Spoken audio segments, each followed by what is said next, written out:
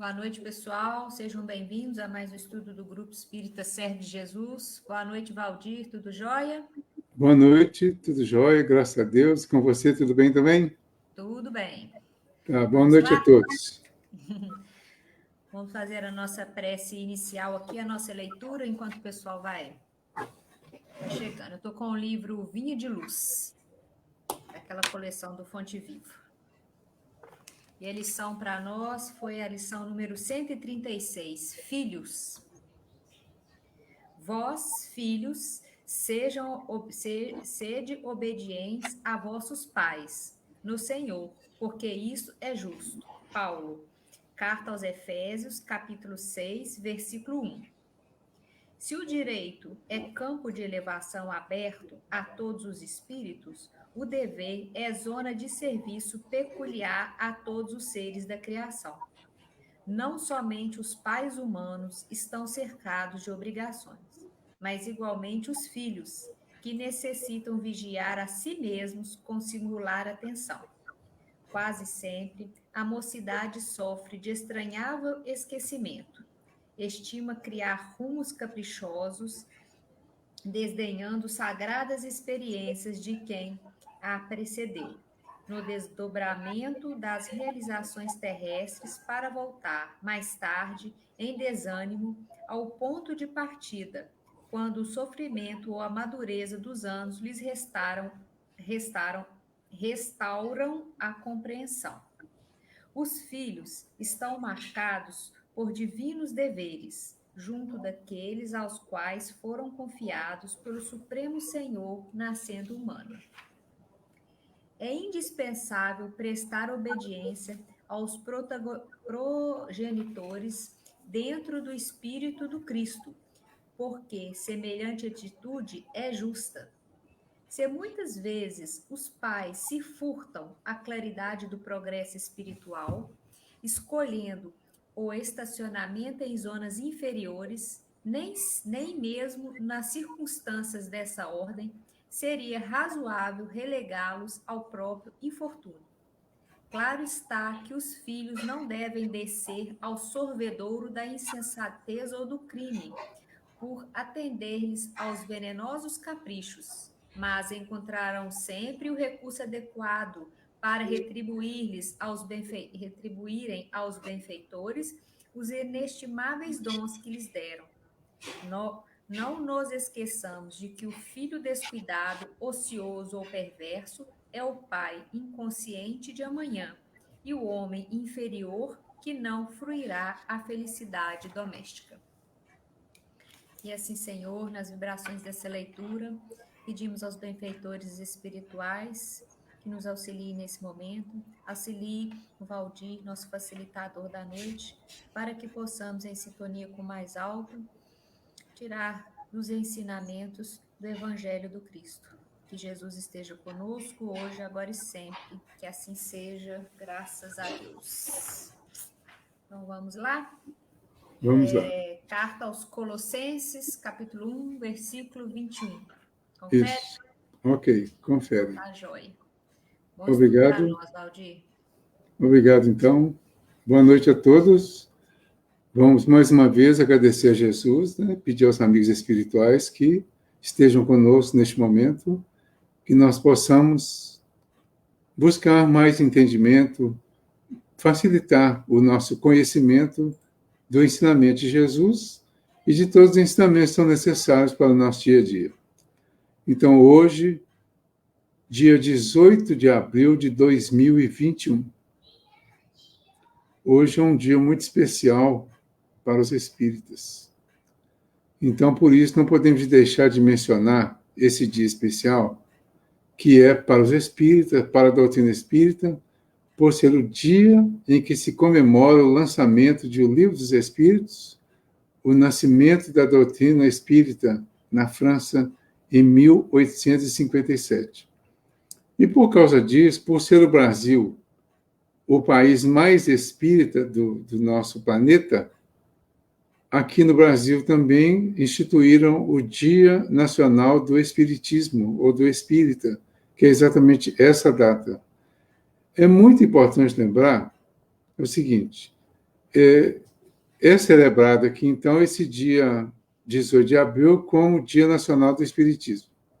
Essa data foi escolhida em homenagem ao lançamento do Livro dos Espíritos, de Allan Kardec, que abriu para o mundo inteiro a doutrina espírita.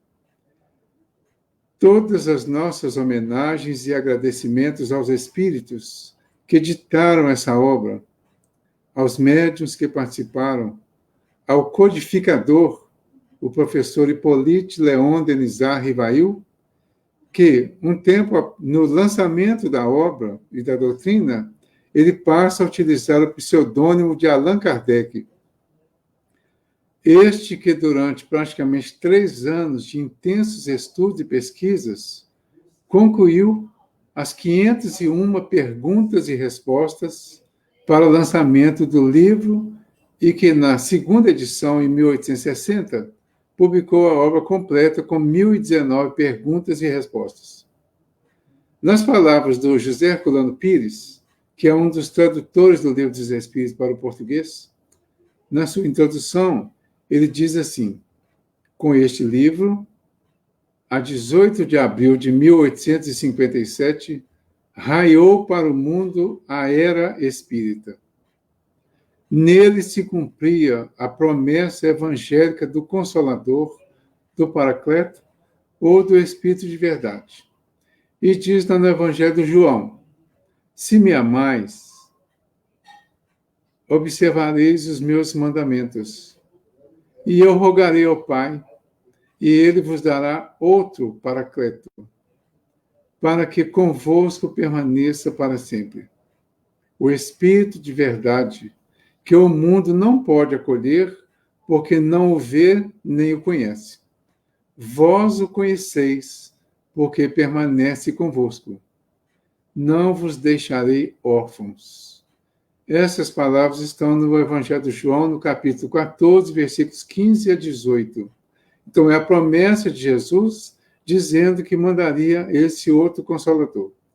E mais à frente ele diz que esse Espírito de Verdade viria para nos ensinar todas as coisas e fazer lembrar tudo aquilo que ele havia ensinado. E assim, nós identificamos a doutrina espírita, o espiritismo, com essa característica de consolador, que é a característica do consolador prometido por Jesus, e com a característica de orientador, porque ele vem realmente nos ensinar muitas coisas, nos fazer lembrar o Evangelho de Jesus e o ensinamento de Jesus.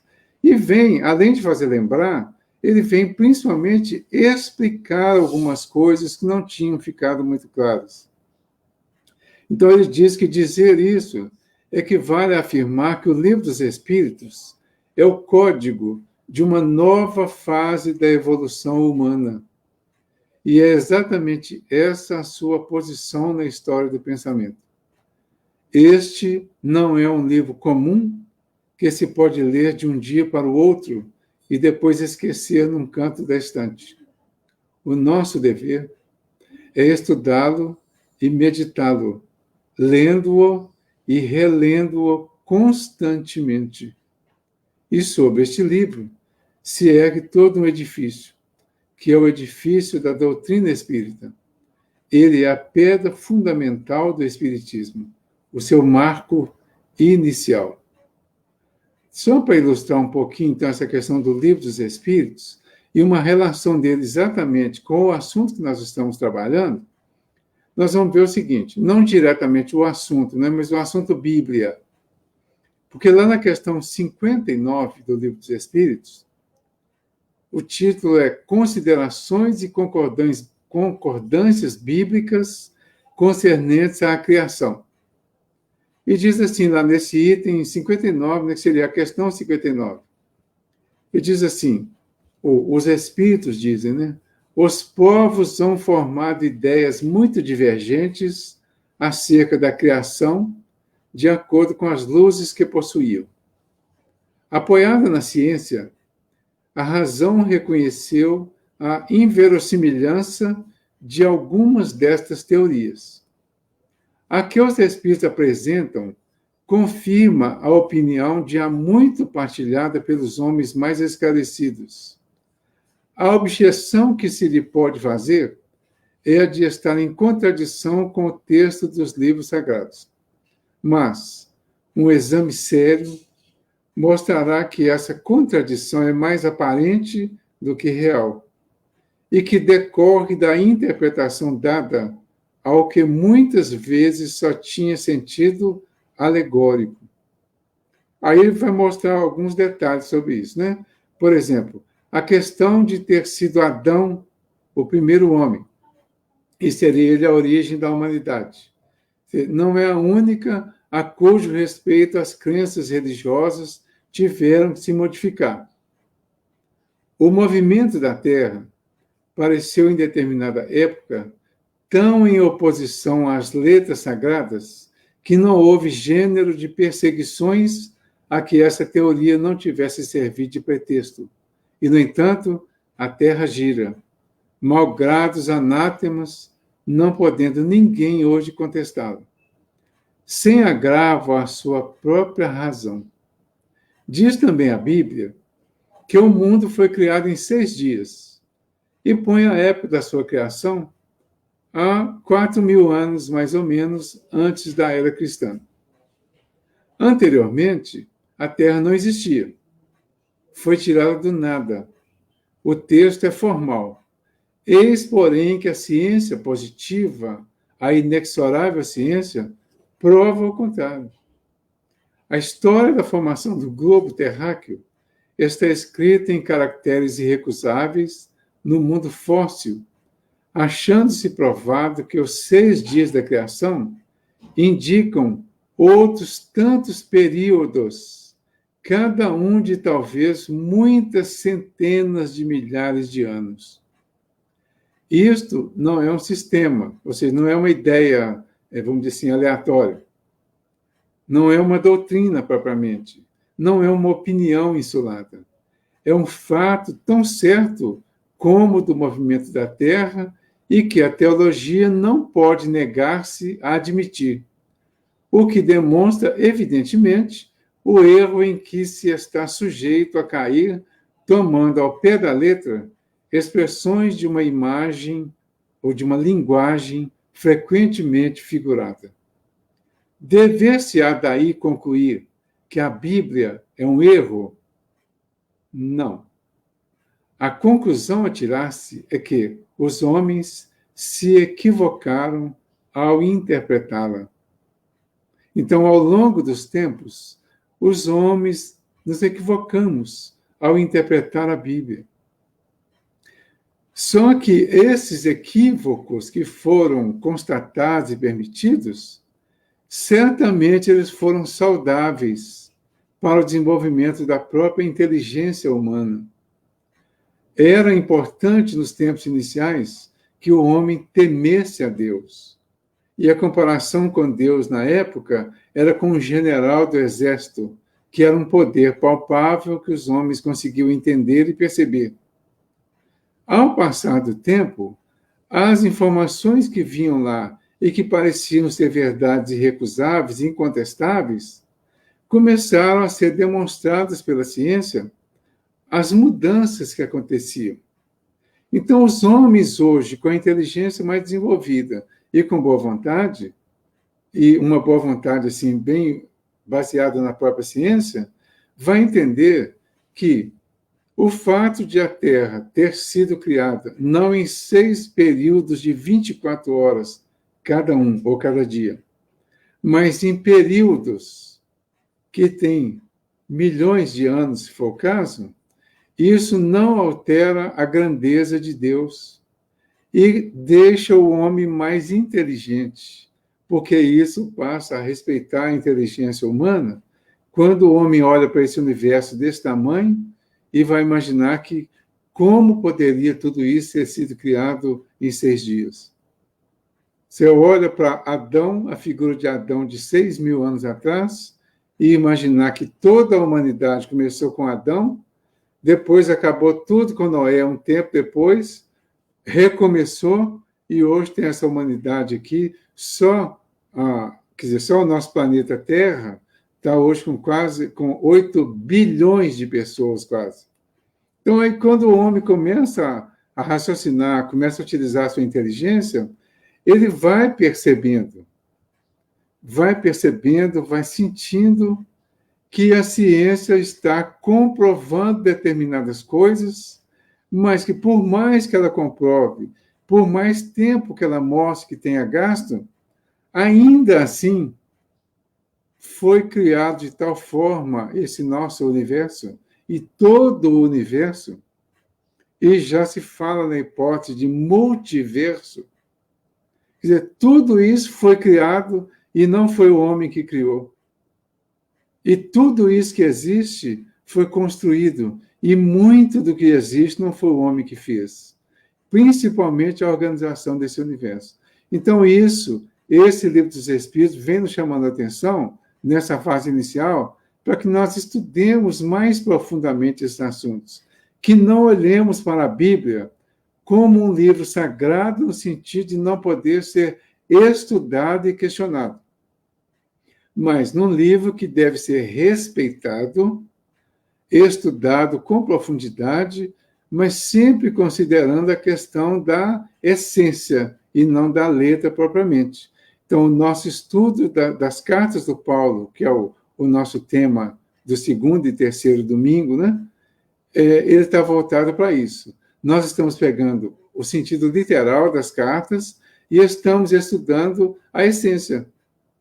Como o Paulo pegou o Evangelho de Jesus, estudou, mas passou uma interpretação que era bem dele. Então, as cartas do Paulo, vocês podem observar que tem poucas citações aos Evangelhos. Ele fala muito de Jesus, mas ele fala pouco dos textos literais dos Evangelhos, porque ele fez as citações dele. E assim vem sendo. Como os homens, ao longo do tempo, começaram a fazer as suas interpretações, especialmente depois de Jesus, depois do Evangelho, houve distorções. Então, os Espíritos vieram trazer para nós uma nova visão de tudo isso. Eles vieram trazer acréscimos que facilitariam o nosso entendimento dessas coisas todas.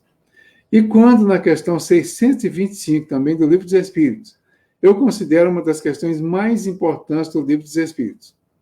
625. Qual o tipo mais perfeito que Deus tem oferecido ao homem para lhe servir de guia e modelo? A resposta? Jesus. Aí o Kardec completa. Para o homem, Jesus constitui o tipo da perfeição moral a que a humanidade pode aspirar na Terra. Deus nos oferece como o mais perfeito modelo. E a doutrina que ensinou é a expressão mais pura da lei do Senhor. Porque, sendo ele o mais puro de quantos têm aparecido na Terra, o Espírito Divino o animava. Então, é esse Jesus que vem trazer o Cristo para o nosso entendimento da realidade espiritual. É desse Jesus, desse Cristo, que o Paulo tem falado em suas cartas e que nós temos aprendido com as cartas do Paulo. Né? Desse Jesus, desse Cristo, que vem trazendo um ensinamento que é muito maior do que as letras dos evangelhos e a letra de todos os comentários que vem sendo trazido para eles. Então, nós pegamos mais uma visão do Emmanuel sobre essa questão, porque quando o fariseu perguntou para Jesus sobre os mandamentos da lei e qual seria o maior mandamento, e Jesus devolve a pergunta para ele. E diz assim, Jesus lhe disse, né? Que está escrito na lei? Isso antecede a parábola do bom samaritano. Que está escrito na lei? Ele pergunta assim, como lês? Nós vamos usar essa palavra, essa pergunta para nós hoje, em homenagem ao Livro dos Espíritos, que nos ensina a ler a doutrina espírita a ler e estudar o Evangelho de Jesus. Então, essa pergunta está no Lucas, capítulo 10, versículo 26. E o Emmanuel comenta assim: a interrogação do mestre ao doutor de Jerusalém dá ideia do interesse de Jesus pela nossa maneira de penetração da leitura. Sem nos referirmos ao ciclo vasto de pessoas ainda indiferentes às lições do Evangelho, podemos reconhecer mesmo entre os aprendizes as mais diversas tendências no que se refere ao problema dos livros. Então, olha só como que essa pergunta tem tudo a ver com a nossa realidade, com o nosso momento. Ele fala assim: podemos reconhecer mesmo entre os aprendizes somos todos nós. Aí diz, as mais diversas tendências no que se refere ao problema dos livros. Aí ele vai mostrar para nós aqui como que cada um lê, qual o objetivo que cada um tem ao ler, ao participar de um estudo, de uma leitura, ao ler, ao ouvir a mensagem do Evangelho. Ele fala assim: os leitores distanciam-se uns dos outros pelas expressões mais heterogêneas. Uns pedem consolação, outros procuram recreio. Isso é nós lendo o Evangelho, né? Há os que buscam motivos tristes por cultivar a dor, tanto quanto os que se arvoram em caçadores de gargalhadas. Surgem os que reclamam tóxicos intelectuais, os que andam em busca de fantasias, os que insistem por incentivos à polêmica envenenada. Raros leitores pedem iluminação. Sem isso, entretanto, podem ler muito, saturando o pensamento de teorias as mais estranhas. Chega o dia em que reconhecem a pouca substancialidade de seus esforços, porque sem luz, o conforto pode induzir à preguiça, ao entretenimento, à aventura menos digna, à tristeza, ao isolamento, ao riso e ao deboche. Com a iluminação espiritual, todavia, cada coisa permanece em seu lugar, orientada no sentido de utilidade justa. Lembra que quando te aproximes de um livro, está sempre pedindo alguma coisa. Olha que interessante isso. Quando te aproximas de um livro, está sempre pedindo alguma coisa.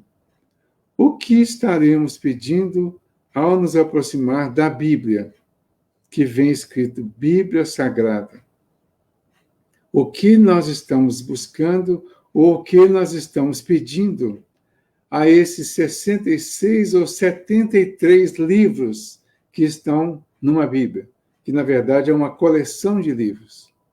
O que é que nós pedimos a cada um desses livros que estamos lendo? O que nós pedimos a essa carta do Paulo, que na verdade é interessada aos Colossenses? E nós vimos da semana passada que os Colossenses hoje podem representar todos nós, porque Colossense, Tessalonicense, Filipense, Coríntios, mesmo as pessoas específicas, né? Timóteo, Tito, que tiveram cartas endereçadas, eles representam um grupo de pessoas que estão espalhadas pela humanidade, e essas pessoas perdem o nome original para ser personalidades, para ser individualidades que estão necessitadas da orientação, da explicação da mensagem que vem do Evangelho.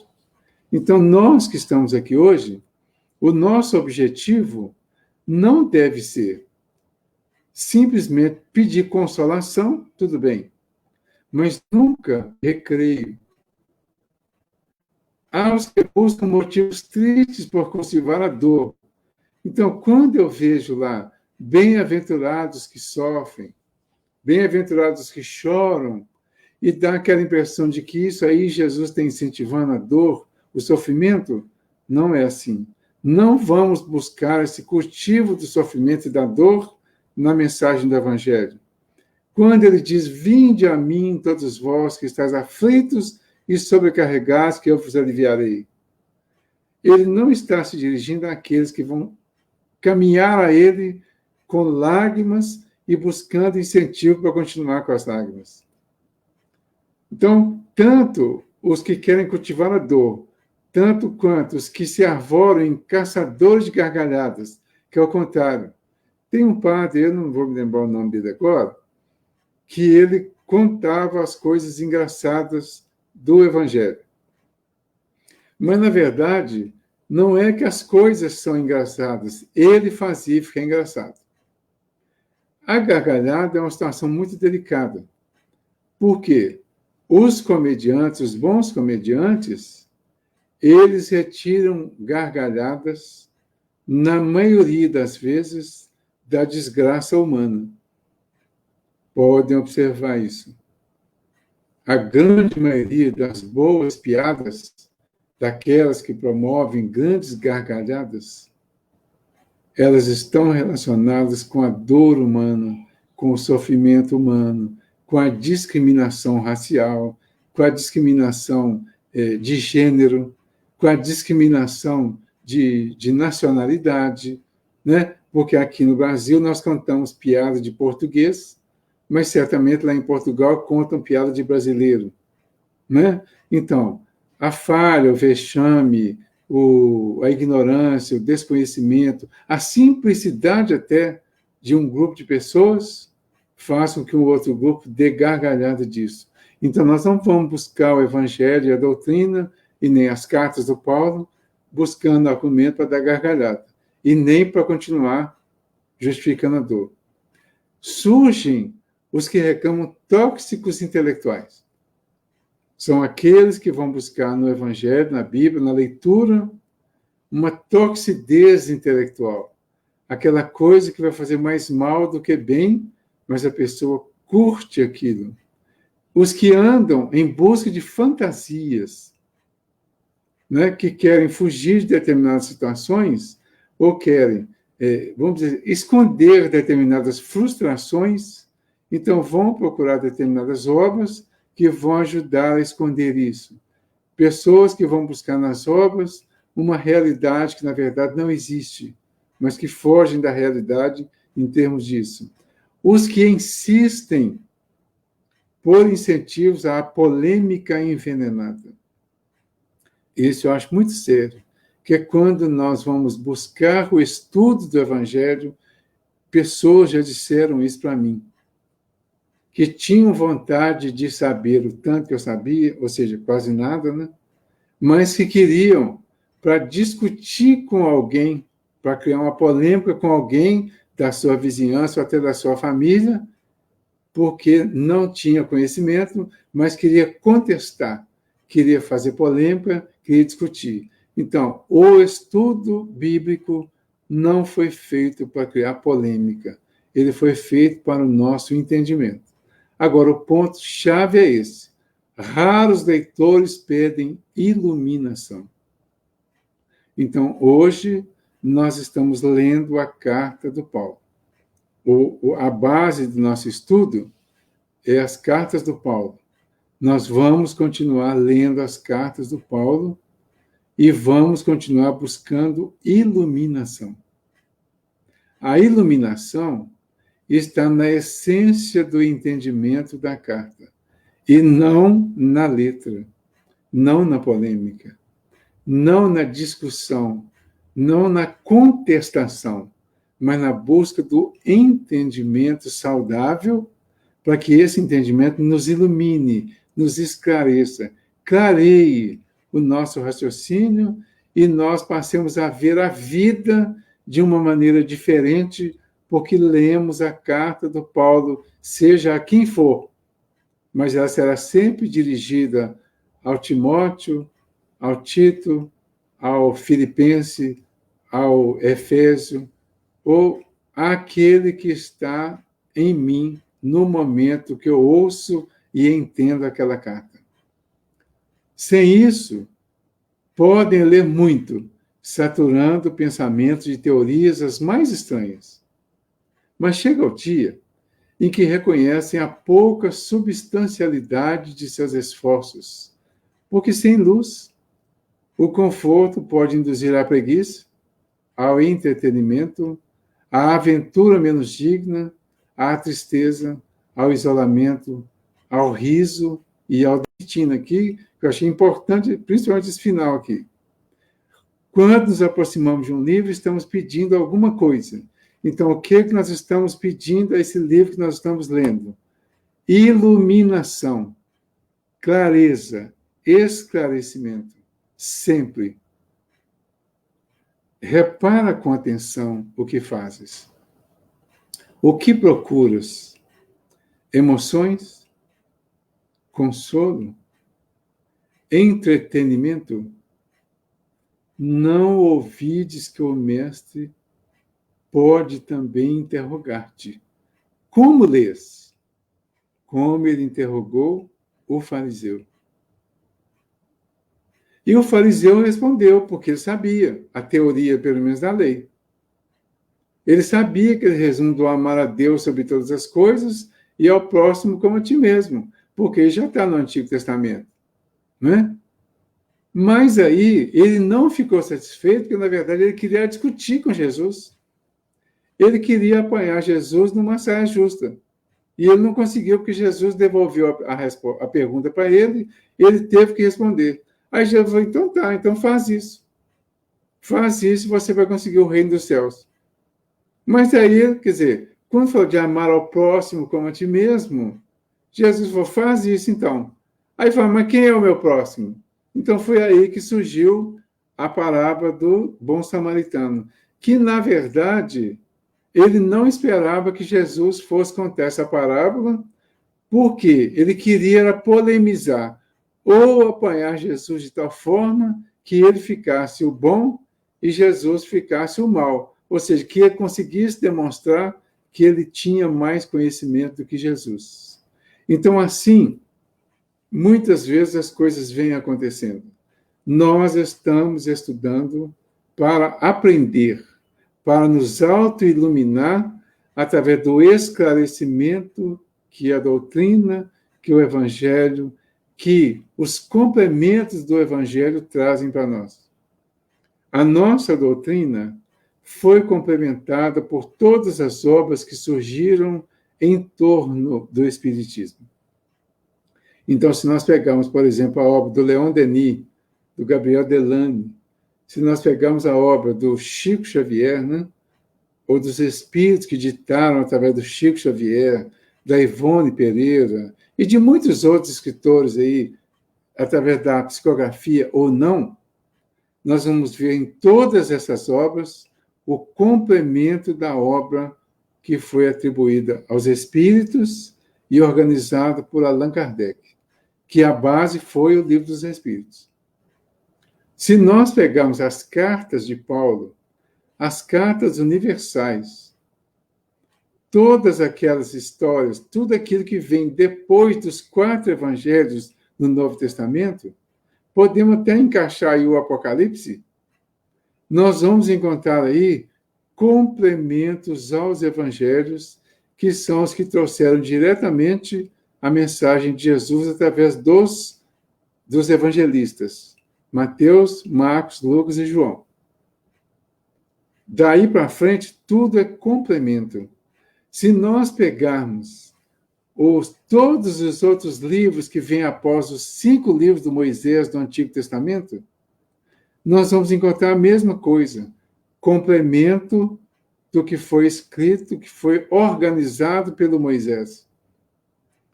Todas aquelas cartas, todos aqueles escritos, profecias, todas aquelas ideias, histórias que vieram pelos profetas lá, até chegar no último profeta, todos eles, direto ou indiretamente, acrescentaram comentários à base trazida pelo Moisés. Hoje, então, nós continuamos estudando os comentários sobre a base trazida por Jesus. E então é aí que nós vamos chegando às cartas do Paulo, que são 14 cartas comentando o Evangelho de Jesus numa visão de uma grande sabedoria, de um grande conhecimento e de uma grande interpretação que o Paulo fez para adequar o ensinamento àquelas comunidades que eram chamadas de gentios, para onde ele foi levar o esclarecimento da mensagem de Jesus. Então, esse esclarecimento que virou um complemento, ele chega para nós assim, mas com muita utilidade, porque este complemento dele, ele chega para nós, nós vamos desenvolver, vamos retirar da letra que ele trouxe a essência, e essa essência vai servir para clarear o nosso entendimento, o nosso conhecimento, e vai promover aquela clareza, aquela iluminação que todos os leitores deveríamos procurar na mensagem do Evangelho. A partir do versículo 21, então, dessa primeiro capítulo da carta aos Colossenses, vai de 21 até o 29.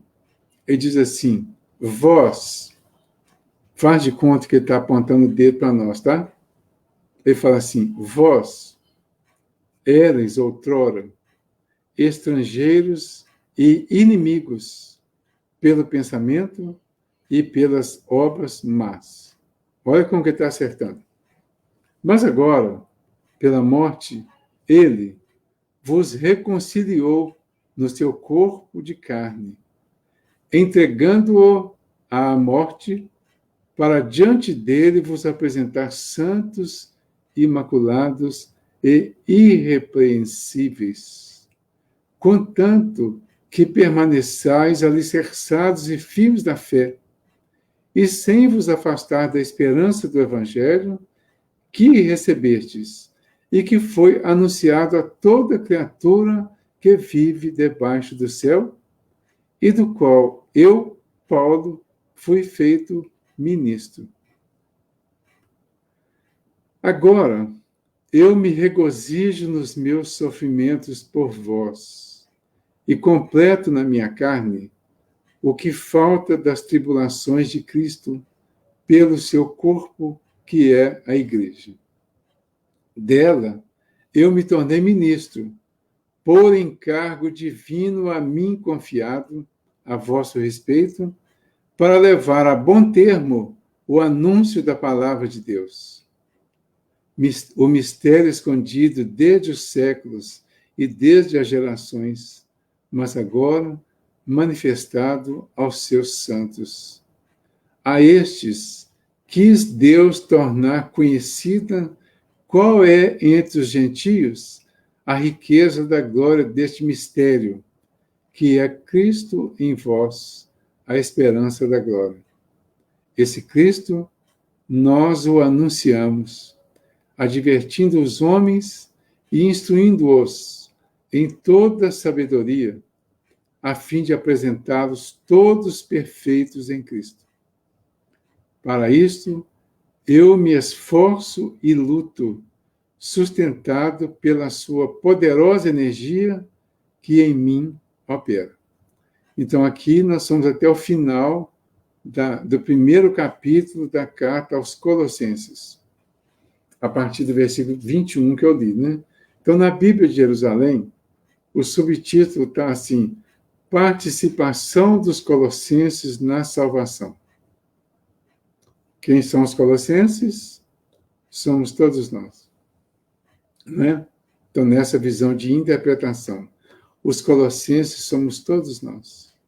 O que ele disse a nós?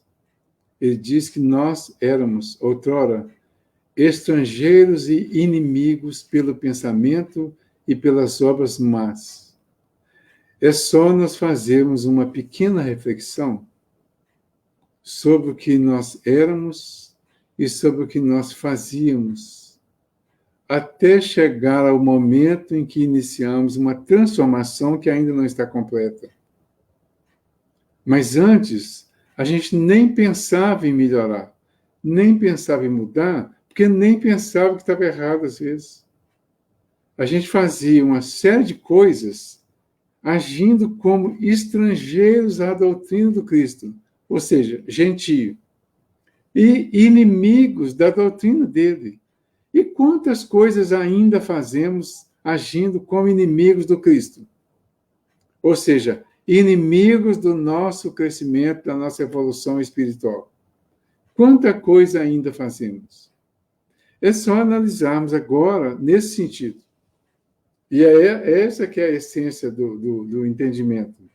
Analisar o que eu fiz até o momento que encontrei essa realidade. A partir dessa realidade encontrada, vamos imaginar que eu tenha começado a buscar a iluminação, o esclarecimento, o clareamento dos meus comportamentos. Então, se antes eram estrangeiros e inimigos pelo pensamento e pelas obras más, hoje nós estamos sendo convidados a mudar isso. Então, nós começamos a mudar pelo pensamento, começamos a mudar pela nossa fala e começamos a mudar pela nossa ação. Por que é importante distinguir essas três coisas? O pensamento, a palavra e os atos. Porque hoje a própria doutrina espírita traz para nós a importância das reações relativa às nossas ações mentais, verbais e físicas. Então, hoje nós temos uma consciência de que essas ações vão gerar reações proporcionais ao que fizemos. E se agimos como estrangeiros, como estranhos, como quem não conhecia nada, ou como inimigos do Cristo, da evolução espiritual, da espiritualidade, então essas ações gerarão reações desagradáveis. Aí ele fala assim, mas agora, pela morte, ou seja, quando Jesus vem, apresenta o Cristo para nós e morre, ele apresentou para nós a nossa realidade espiritual. Ele apresentou para nós o Cristo, que é a representação do Espírito que todos nós somos. Então, nós somos um Cristo a desenvolver, baseado no Cristo que Jesus apresentou, já desenvolvido. E é esse Cristo que ele apresentou que nós todos devemos nos tornar. Como? Buscando cada vez mais a clareza para o nosso pensamento, que vai iluminar a nossa fala e vai esclarecer a nossa ação. Então, ele diz que ele, pela morte, ou seja, pela morte do corpo, ele nos reconciliou no corpo de carne, entregando o corpo à morte, para diante dele nos apresentar santos, imaculados e irrepreensíveis. Então, quando ele vem Jesus, nasce Jesus. O Cristo assume um corpo físico. Nasce aqui, lá em Belém, né? Nasceu lá. Apresentou aquele corpo físico. Esse corpo físico vem desenvolvendo, ele vem utilizando esse corpo físico para materializar para nós o pensamento dele, que era o pensamento do Cristo, para materializar para nós a ação do Cristo. Então, quando ele vem e age dessas formas todas, com toda a coerência, diante de nós, através do corpo, depois ele entrega esse corpo à morte, a morte física, que é a morte que todos nós seremos submetidos a ela. Só que quando ele submete esse corpo dela à morte, ele fala, entregando-o à morte, para diante dele vos apresentar santos, imaculados e irrepreensíveis. Então, quando ele vem e morre fisicamente, e nos chama a atenção muito fortemente com a morte, com o tipo de morte e com a forma como aconteceu, esse corpo que ele usou, corpo de carne, morto daquela forma, nos sensibilizou e nos convidou a buscar o outro nível de entendimento, de crescimento, de clareamento da nossa realidade, mostrando para nós que o que vai sobreviver não é o corpo físico, é o Espírito, é o Cristo que todos nós somos. Aí ele fala, então, através desse corpo físico, ele vai nos apresentar santos, santificados, porque iniciaremos o processo de santificação, de purificação, nos tornaremos imaculados, ou seja, sem erros, e cada vez menos erros, menos pecados e irrepreensíveis. Então, quanto mais nós nos adequarmos ao Evangelho, mais irrepreensíveis nos tornaremos. Se a gente lembrar lá no Evangelho segundo o Espiritismo, no capítulo 6, ele começa dizendo assim, vinde a mim, todos vós que estáis aflitos e sobrecarregados. E aí nós fomos a ele. Quando estávamos quase conscientes que ele ia resolver tudo para nós, ele morre. E deixa para nós a mensagem da morte, e 3 dias depois ele traz a mensagem da ressurreição. Quando isso acontece, a mensagem que fica para nós da essência de tudo isso, que é o nosso processo de santificação, é o nosso processo de imaculados e irrepreensíveis, desde que nós permaneçamos alicerçados e firmes na fé e sem nos afastar da esperança do Evangelho que recebemos e que foi anunciado a toda criatura que vive debaixo do céu e do qual eu, Paulo, fui feito ministro. Então, Paulo está confirmando para nós, esclarecendo para nós, que a mensagem de Jesus está implícita nessas palavras dele.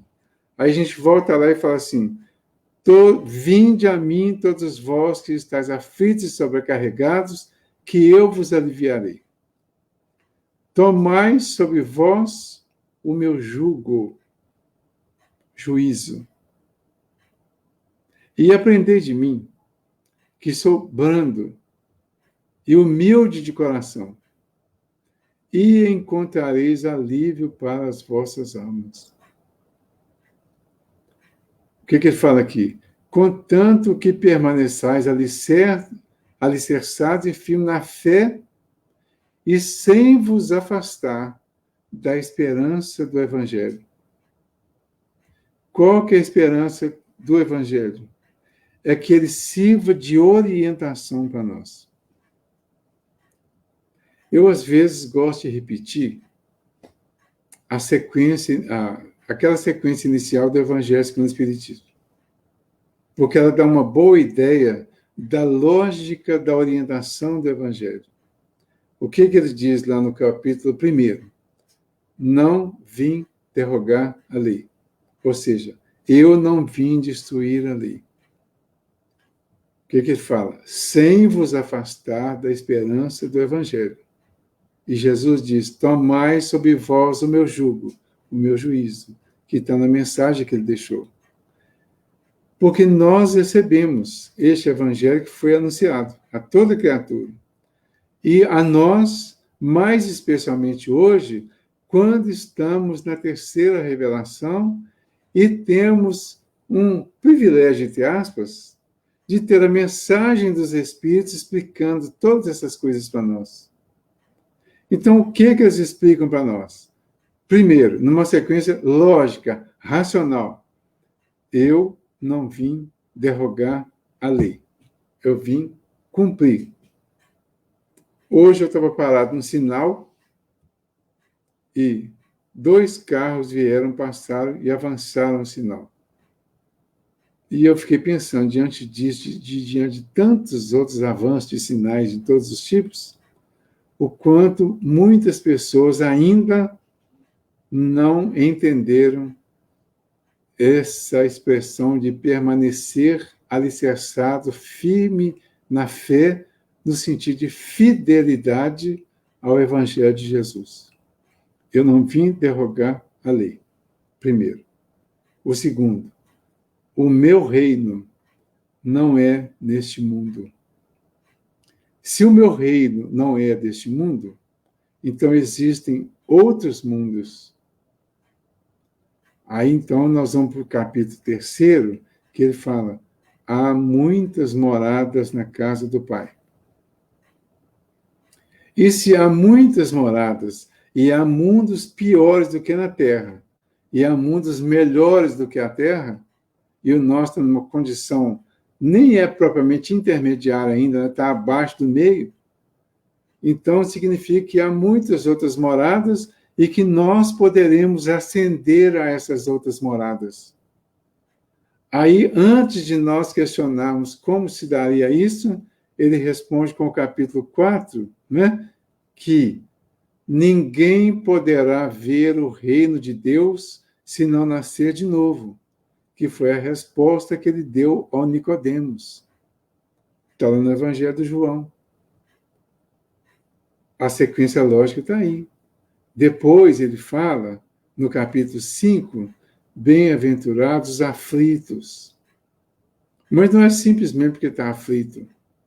É porque esse é o aflito que resolveu pegar desde esse primeiro capítulo e fazer uma sequência, sem buscar no Evangelho, como diz está na mensagem do Emmanuel, aquela incentivo à polêmica, o incentivo para o cultivo da tristeza, para o cultivo da dor, né? E também não da gargalhada. Então, o aflito aqui é aquele que tem uma certa consciência da sua aflição e está disposto a melhorar. Tá? Então, esse aí é aquele que começa a ficar firme na fé, sem afastar da esperança que o Evangelho traz. Capítulo 5, bem-aventurados os aflitos.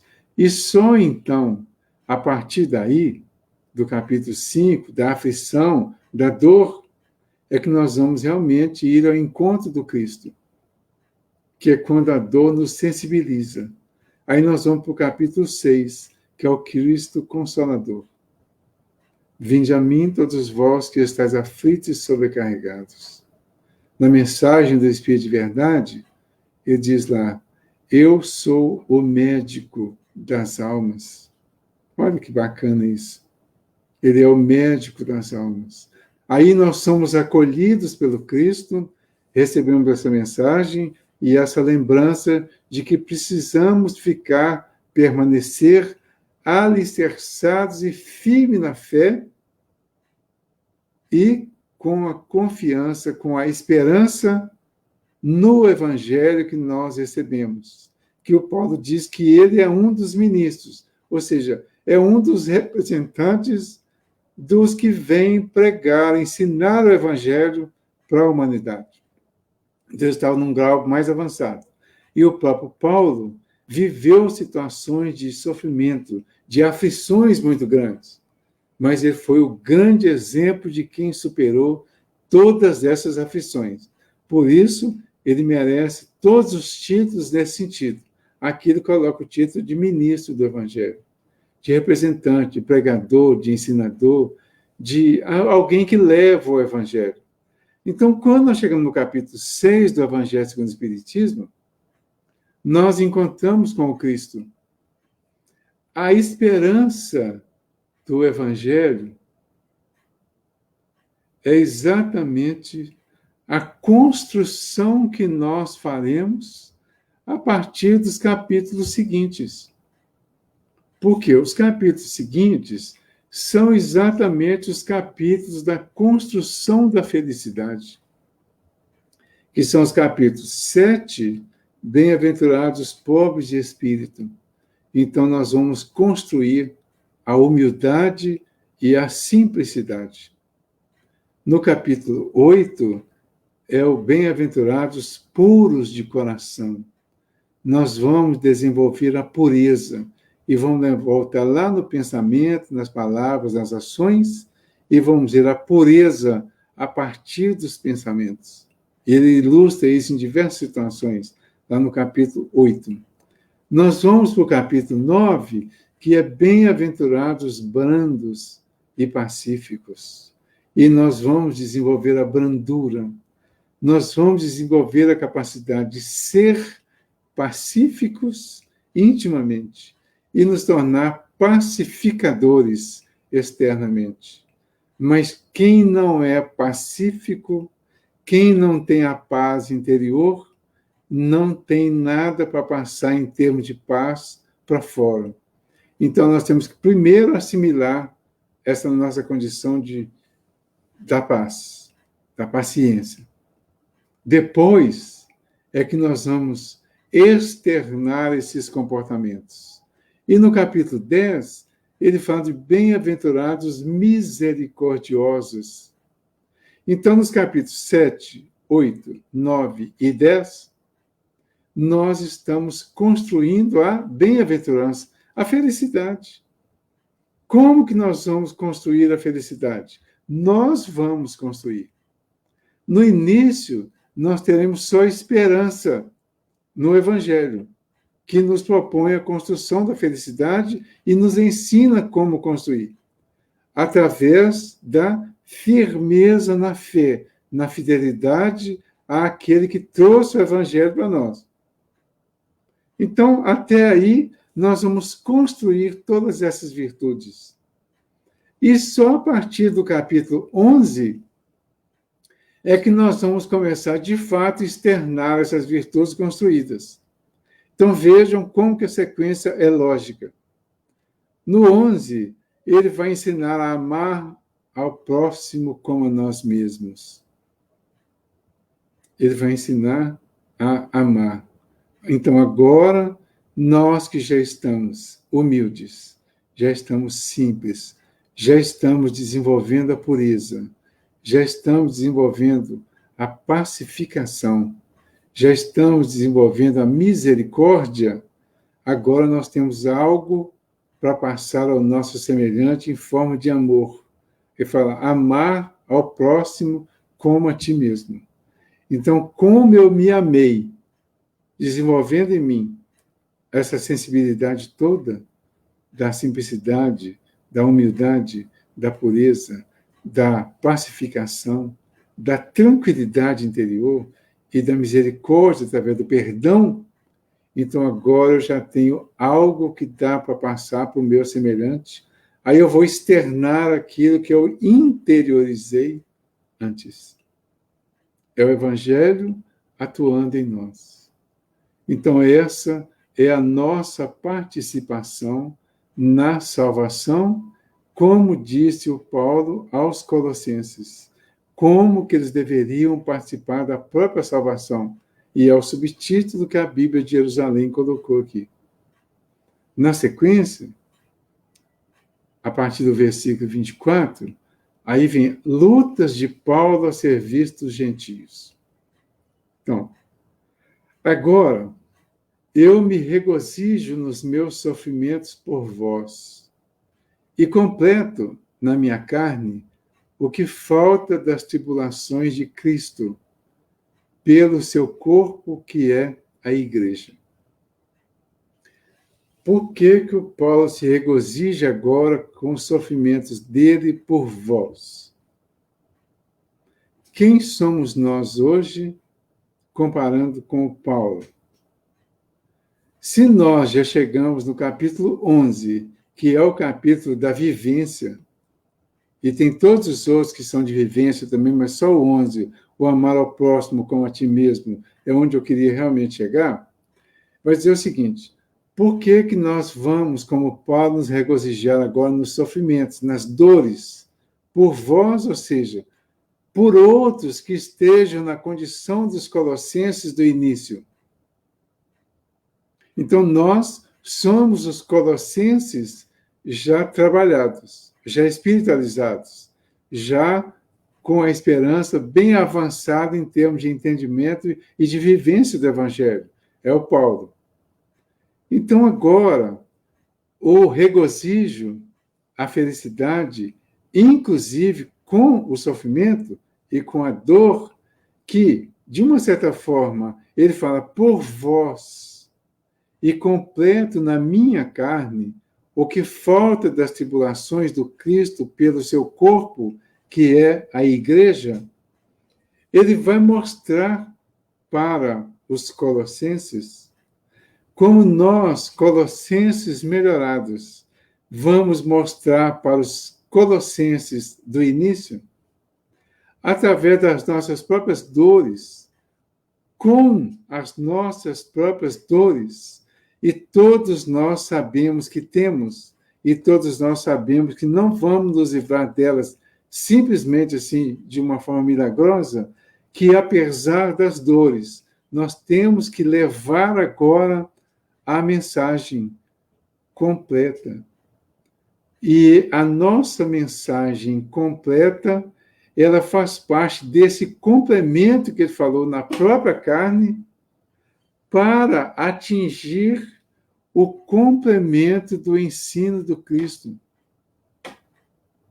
Porque quando Jesus iniciou a pregação, ele ainda ia passar por todo aquele calvário.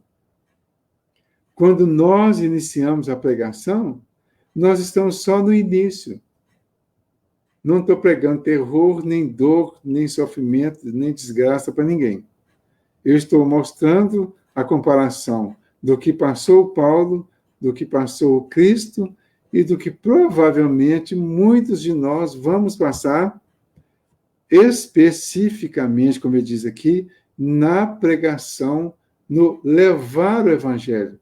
As tribulações que o Cristo passou e que nós não passamos ainda, ele diz que falta para ele, mas que através deles, de levar a mensagem, ele está completando. E ele diz que o Cristo passou pelo seu corpo, né? Quer dizer, passou as tribulações pelo seu corpo, que é a igreja. Então, a igreja é como se ela fosse o templo do Cristo. O corpo passa a ser o templo do Cristo, que representa a igreja, que representa a forma, a sustentação para passar a mensagem.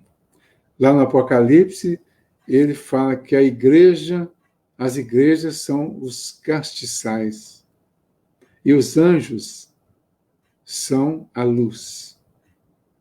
Então, nós, para passar a luz, para passar a mensagem dos anjos, nós vamos nos comportar no corpo como se o corpo fosse a igreja, né? A sustentação do Espírito. E o Espírito é a representação dos mensageiros, dos anjos, dos espíritos mais iluminados que estão passando a mensagem do Evangelho. Então, ele compara isso, falando do Cristo, comparando com a nossa realidade atual. E, de uma certa forma, dizendo que ele está completando a tribulação do Cristo. Isso significa que nós também precisamos completar essa tribulação. E que nós temos a oportunidade de completar, não com toda aquela intensidade, mas com a intensidade da nossa necessidade. Então, como é a nossa necessidade hoje de demonstração, de comprovação do que nós estamos aprendendo do Evangelho? Qual é o nível de dificuldade que nós temos? Hoje estamos aparentemente tranquilos, né?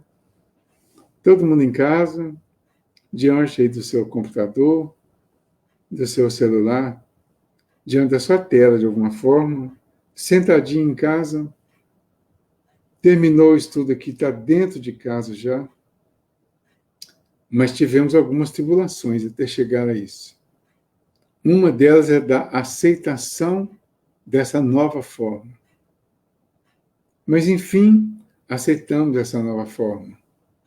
Eu não sei quantos somos hoje aqui, mas o certo é que essas pessoas que estão aqui hoje aceitamos essa nova forma, nos adaptamos a ela.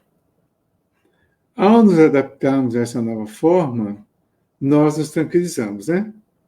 Mais de um ano, agora está tranquilo. Agora nós nos acomodamos a ela. Vencemos as tribulações iniciais.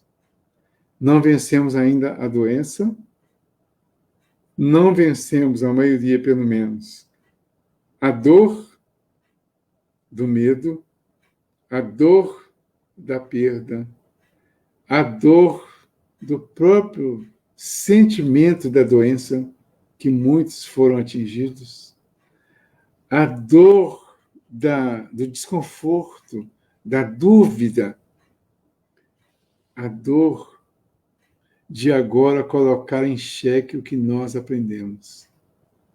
E aí o Paulo diz que nós precisamos passar por essas tribulações, que são as tribulações que faltam para completar as tribulações que o Cristo passou. Cada um de acordo com a sua necessidade, repito. Pelo que eu preciso passar para completar e atingir a minha condição crística? Eu vou passar. Como que eu vou saber? Ela vai chegar no momento certo. Mas quando ela chegar, eu preciso estar preparado. Para que no corpo, sendo o corpo a minha igreja, sendo o corpo a minha sustentação para a elevação espiritual, é nele que eu vou passar e vencer tudo isso. Aí o Paulo diz assim, dela eu me tornei ministro por encargo divino a mim confiado a vosso respeito, para levar a bom termo o anúncio da palavra de Deus. Então ele se tornou ministro da igreja. Ele se tornou ministro, representante, divulgador, esclarecedor, professor, mestre, pode dar o nome que quiser, dessa igreja, dessa forma física que nós estamos utilizando para atingir os nossos objetivos. E quando ele fala dele, ele fala que ele se tornou ministro. Ou seja, ele fala, é um encargo divino a ele confiado a respeito não só dos colossenses. Aqui está falando para os colossenses. Mas a vosso respeito, ou seja, foi confiado a ele a respeito, na verdade, dos gentios, de todos os gentios. Então, neste momento que ele se refere aos colossenses, se dirige a eles, ele pode generalizar dizendo que a todos os gentios, a todos aqueles que eram estrangeiros e que eram inimigos do Cristo. E diz que foi confiado a ele para ele levar a bom termo o anúncio da palavra de Deus. Ou seja, o mistério escondido desde os séculos e desde as gerações, mas agora manifestado aos seus santos.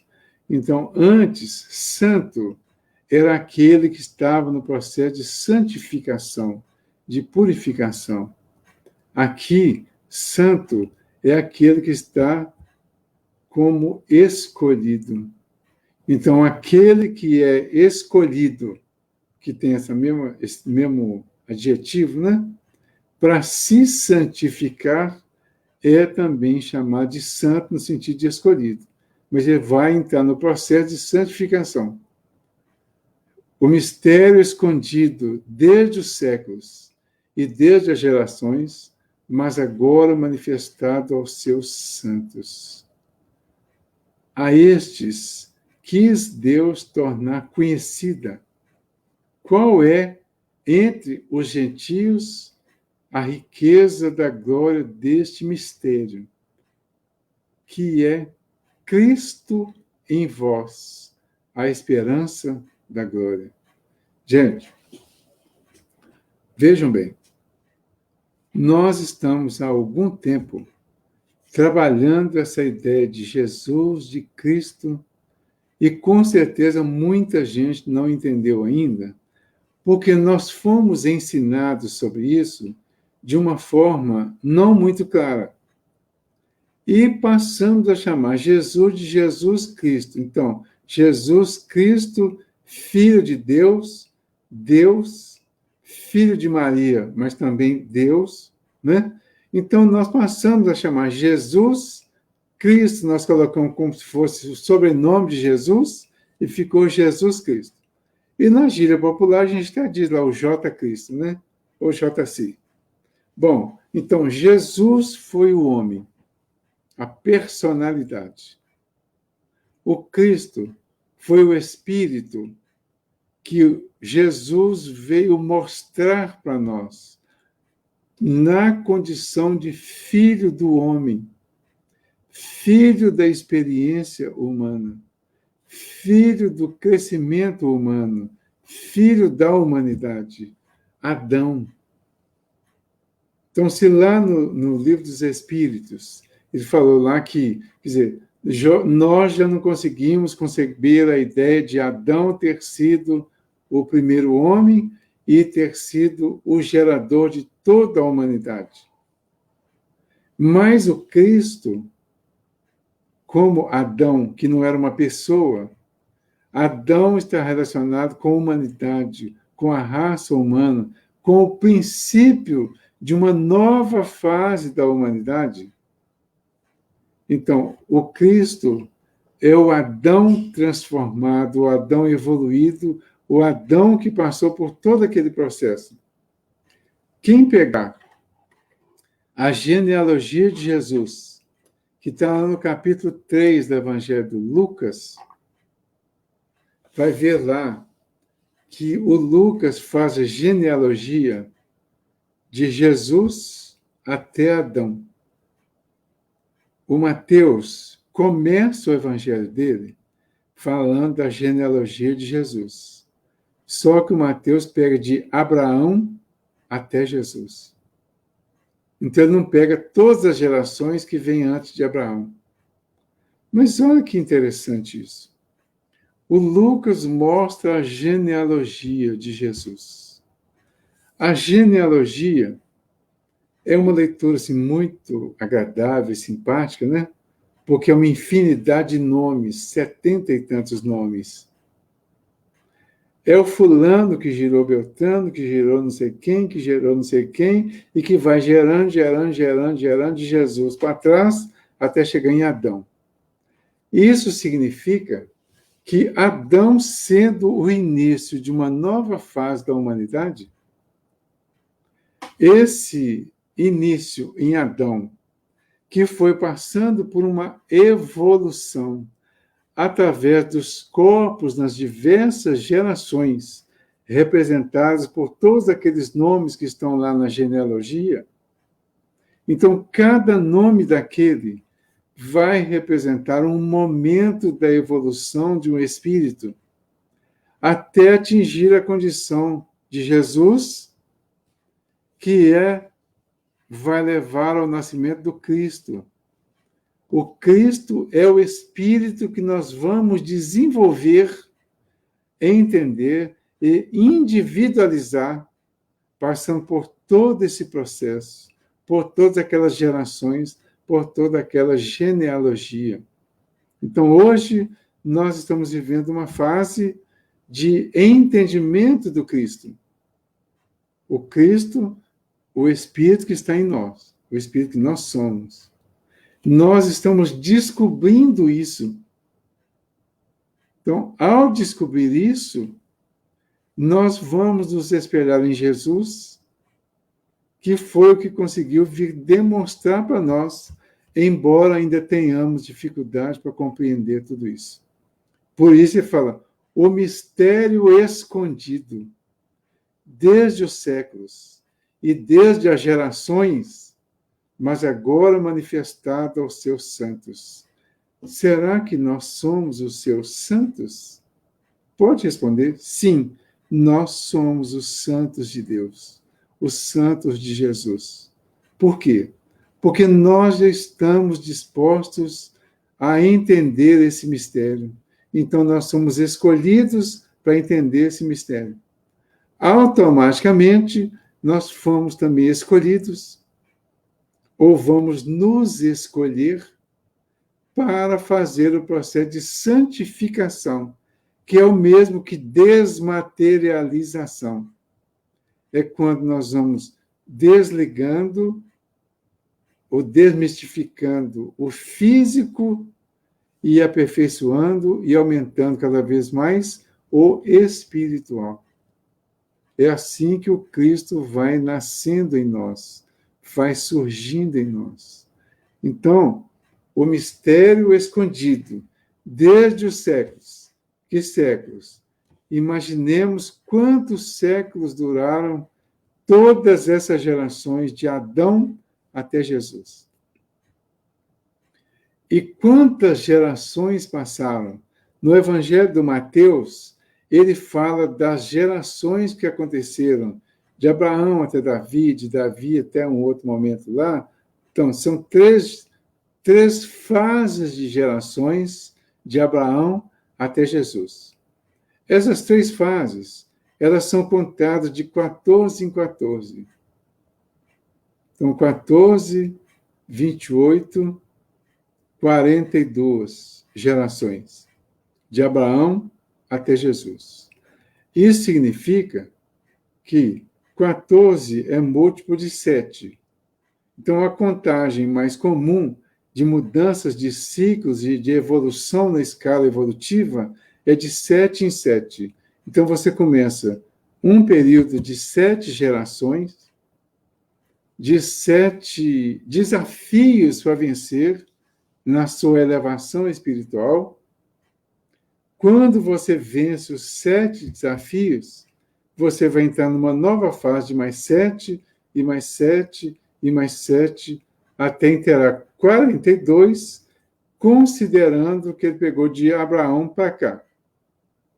Mas se pegarmos de Jesus até Adão, considerando de 7 em 7 gerações, nós teremos uma quantidade muito maior de gerações e muito maior quantidade de fases de 7 em 7 que vamos passar até chegar lá. Então, tudo isso caracteriza o mistério que estava escondido desde os séculos iniciais. E que agora nós começamos a desvendar esses mistérios.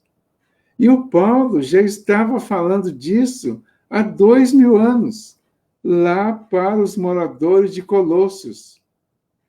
Então vejam como que a ideia é antiga, mas como que a clareza dela não chegou ainda, na verdade. Então, quando Jesus diz que ia mandar o Consolador, e que esse Consolador era o Espírito de verdade, o Espírito que vinha nos convidar à procura mais intensa da verdade, e não necessariamente o que traria a verdade absoluta, porque a verdade absoluta será uma conquista de cada um. Então, ele traz o material, os ingredientes, e nós vamos construir a verdade através desses ingredientes. Então, nós estamos construindo. E a verdade absoluta é Deus. A verdade absoluta, então, para nós, será quando nós conseguimos compreender Deus. Para compreender Deus, nós precisaremos nos compreender. Nos compreender é exatamente passar por cada uma dessas fases. A Argentina disse aqui que nós vamos desmistificar mito e transformá-lo em verdades, né? Então, nós vamos eliminando uma série de crenças, de crendices, e vamos transformando todas elas em verdades. E elas só vão acontecer na medida em que nós vamos adotando a orientação da ciência, que nos mostrou que a Terra não é o centro do universo. Que o universo não gira em torno da Terra, ao contrário. Né? A Terra gira em torno do Sol. E o Sol faz parte de um sistema solar que está dentro de uma galáxia, e a Terra é um dos planetas que gira em torno desse sistema solar de quinta grandeza.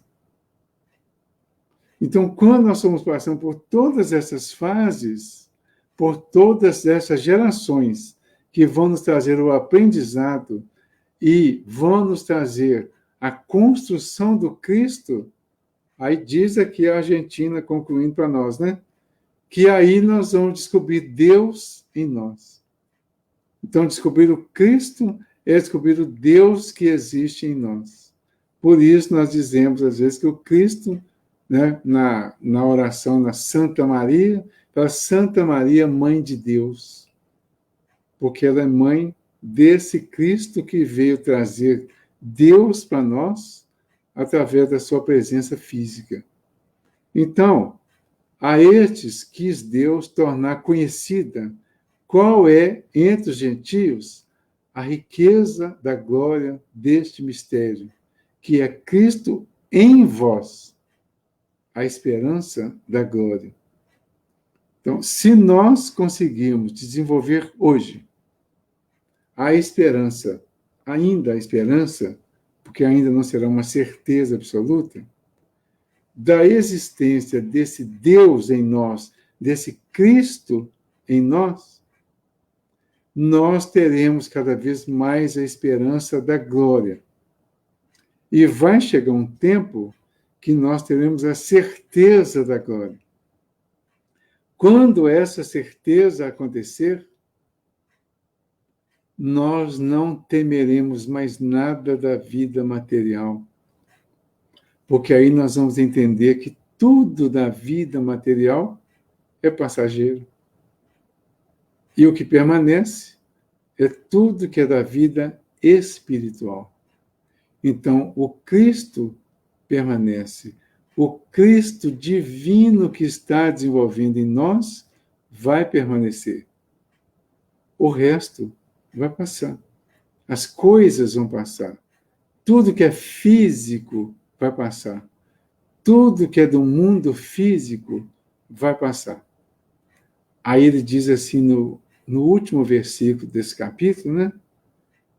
Ou melhor, não, no penúltimo ainda diz assim: esse Cristo, nós o anunciamos, advertindo os homens e instruindo-os em toda sabedoria, a fim de apresentá-los todos perfeitos em Cristo.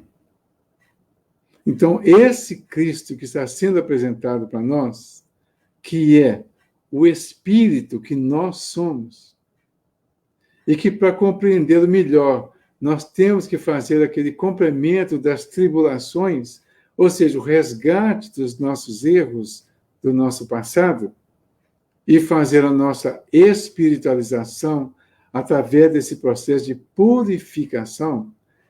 Esse Cristo, ele, Paulo e Timóteo, que são os escritores da carta, e certamente os espíritos que estavam intuindo na escrita da carta, ele diz: esse Cristo nós anunciamos, advertindo os homens e instruindo-os em toda sabedoria, a fim de apresentá-los todos perfeitos em Cristo. Aí a gente volta lá onde eu parei no capítulo 11 do Evangelho segundo o Espiritismo. Lembra? Imagino que todo mundo deve ter guardado, né? Capítulo de 1 até o 11. Então, nós vamos um pouquinho mais aqui, porque agora ele falou de perfeição. Esse Cristo que nós o anunciamos, advertindo os homens e instruindo-os em toda sabedoria, a fim de apresentá-los todos perfeitos em Cristo.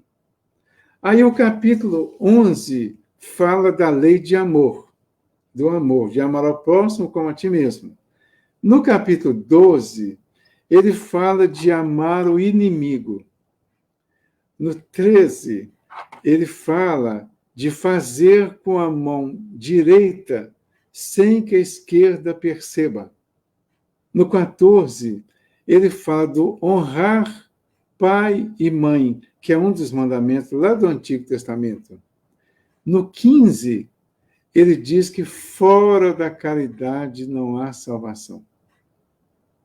No 16, ele fala que não se pode servir a Deus e a Mamon, a Deus e às coisas, ao Cristo e ao corpo, ao Cristo, ao Espírito e à vida material. Ele diz, não se pode servir a dois senhores.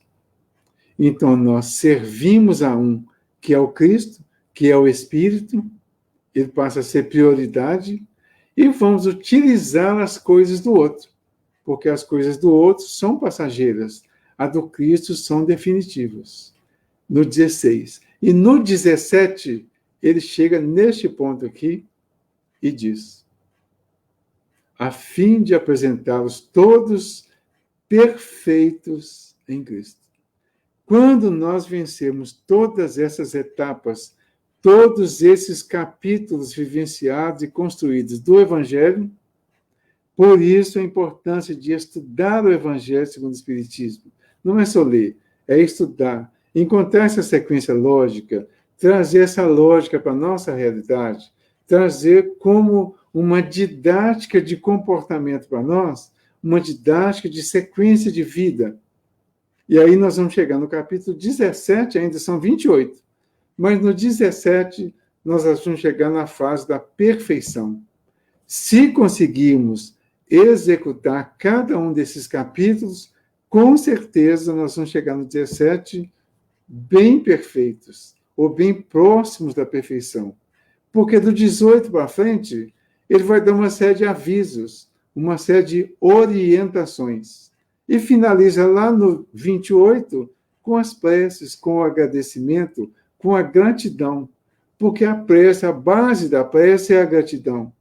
E quem atingiu esses pontos mais avançados precisa ser grato.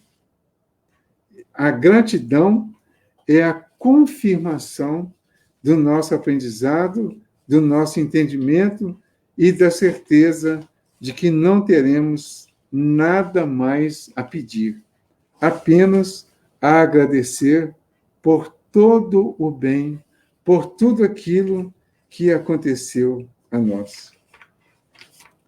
Eu queria terminar hoje aqui com uma mensagem que eu não estou com ela aqui.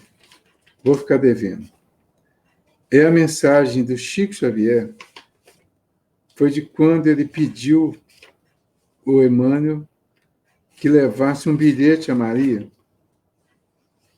Eu não sei o que tinha escrito nesse bilhete, mas falou com o Emmanuel que queria que levasse para ela e que ela responderia. E ela manda a resposta para ele, dizendo que isto também passará. E dessa mensagem, ou dessa resposta, que dizem que ele ficou um pouco decepcionado até, mas dessa mensagem surgiu, dessa resposta, surge uma mensagem do Emmanuel, exatamente com esse título. Tudo passa. E aí, na mensagem, ele vai mostrar que tudo passa. Tudo aqui na Terra passa. Todos os acontecimentos, todos os males, todas as dificuldades, todas as dores, tudo aquilo que nós estamos vivendo aqui na Terra, que está do nosso lado exterior, tudo isso vai passar. Tudo que está relacionado com o nosso corpo vai passar. Vai permanecer a essência. Vai permanecer tudo o de melhor que foi guardado e que foi aprendido e que foi estruturado em nós. Então, se nós estamos construindo o Cristo, que é o conhecimento da nossa condição espiritual, essa construção é a única que vai permanecer. E quando nós tivermos certeza disso, não haverá mais dor, não haverá mais sofrimento, não haverá mais pranto, não haverá mais lamento. Haverá apenas uma certeza de que estamos aqui completando as nossas tribulações para atingirmos a igualdade com o que o Cristo mostrou para nós aqui, e aí sim nós mudaremos de fase e atingiremos outros objetivos maiores. Nós encerramos aqui agradecendo a todos vocês pela presença, pela oportunidade, pedindo a Jesus que nos ilumine, que continue nos abençoando, que tanto neste mês quanto no princípio do próximo mês, nós continuemos tendo as oportunidades de fazer o nosso aprendizado, de construir o Cristo através do pensamento, da palavra e dos atos em todos os momentos. E o mês que vem, mês de maio, nós voltaremos com o capítulo 2. Uma excelente semana para todos nós. Muito obrigado. Muito bom, Valdir. Nós aqui te agradecemos. Tem nada melhor do que terminar o domingo com um estudo, né? Para a gente ter energia aí para segunda-feira começar bem a semana, não é? Domingo em paz. Isso aí. Isso mesmo. Pessoal, na próxima quarta-feira, a gente continua com os nossos estudos, né? De 20 às 21 horas. E o tema vai ser a verdadeira propriedade. Estão todos convidados. Então, nós vamos partindo agora para o encerramento, pedindo a Jesus que nesse momento nos acalente os nossos corações, dilate as nossas mentes, a nossa compreensão, para que possamos não só assimilar intelectualmente tudo aquilo que nós relembramos ou aprendemos nessa noite, mas para que possamos principalmente colocar em prática. Pedimos também nesse momento por todas aquelas pessoas que se encontram nos leitos dos hospitais, em sofrimento, que elas possam receber também o auxílio dos benfeitores do mais alto. Que Jesus esteja conosco hoje, agora e sempre, que assim seja, graças a Deus. Boa semana Sim, a todos. Boa Graças semana, tá, Valdir? Obrigado, Luciana. Muito obrigado. Paz. Obrigado a todos. Até a próxima. Abraço, Até a gente. Próxima. Boa noite. Obrigado. Boa noite. Boa noite.